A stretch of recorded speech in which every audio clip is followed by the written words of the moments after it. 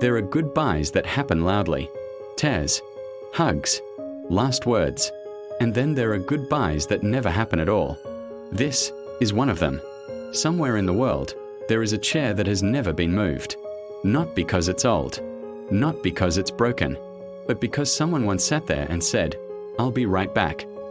They never came back, and the chair stayed. She still sets the table for two. Not every day, just on days when the silence feels heavier than usual. She tells herself it's habit, but deep down, she knows. It's hope refusing to die. People think unfinished stories are about death.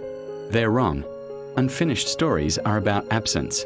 When someone is still alive somewhere, but no longer reachable. When there was no final argument, no final hug, no final sentence to close the chapter. Just a pause that never resumed. He left that morning wearing the same shoes he always wore. Nothing special. No warning signs.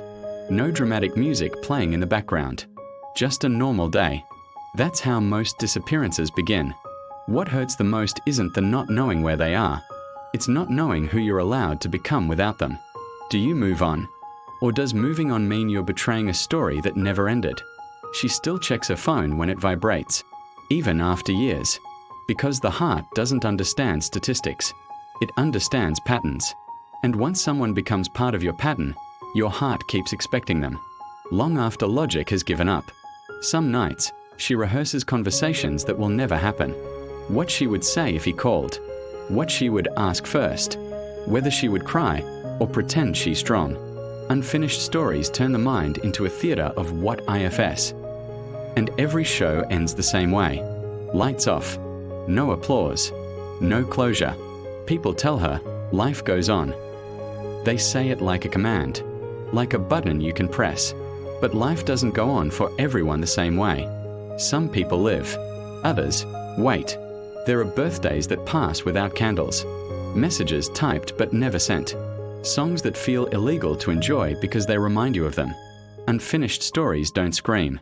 They whisper. They live in quiet moments. In empty spaces. In the pause after laughter fades.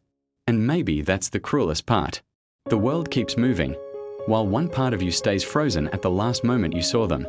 Still waiting. Still hoping. Still unfinished. But here's the truth nobody tells you. Not all unfinished stories are meant to be completed.